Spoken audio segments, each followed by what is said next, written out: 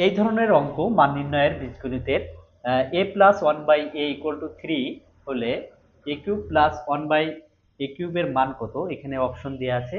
এটা আমরা সূত্র A cube plus one by A cube দিয়ে করি, কিন্তু সূত্র ছাড়াই আপনি খুব সহজেই করতে পারবেন মাত্র 5 সেকেন্ডে।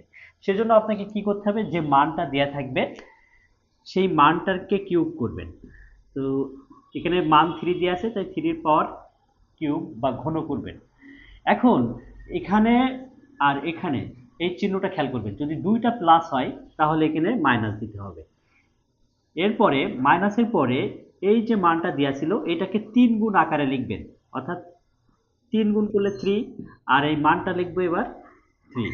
এখন এটা ক্যালকুলেশন করলেই আমাদের উত্তর হবে। এটা 3 কিউব মানে 3টা 3, 3 গুণ 3 বিয়োগ 3 ইন্টু 3, 3 গুণ 3 3 9, 3 নং 27, আর 3 3 9 18, আর 3 3 9 বিয়োগ করলে হবে 18। সুতরাং সঠিক উত্তর খ।